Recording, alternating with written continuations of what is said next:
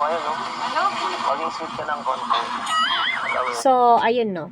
Rinig naman po natin, intro pa lang.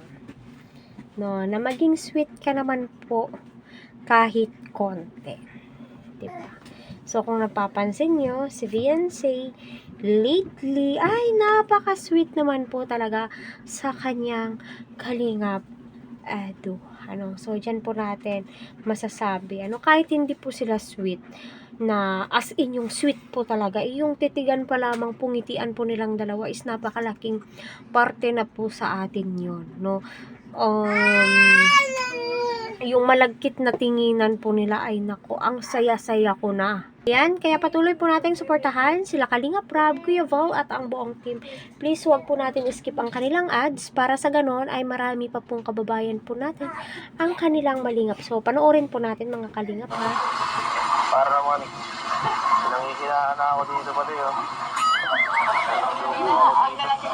So, ayun po no mga ka-Team Edsi, ramdam nyo ba na medyo nahihiya po si wifey dyan? Syempre, ang daming nanonood sa kanila. Ang daming Kalingap boys, Kalingap scouters. Andyan pa yung si Kalingap Ian with 5, Jack Tapia, sila Carla, so nanonood. So, yung mata po nila is nasa kay Beyonce and sila. So, pigil na pigil po sila. Kahit nakilig na po sila, is pigil na pigil po talaga sila sa na tumawa kasi mahahagip o maririnig sa camera. Kita nyo, tignan nyo po.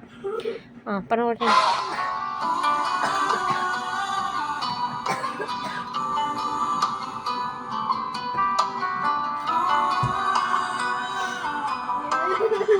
Ayan, napaka-seryoso ng mukha ni Edu. Tili ako'y kinakabahan sa reaction niya, Wait. Ayaw ma-play po. Ayan. Diba? Kaya nahihiya si Beyonce that time. Kasi andyan lahat ng scouters, lahat ng mga friends po nila. So, sino ba naman ang hindi kikiligin dyan, Team Edsi?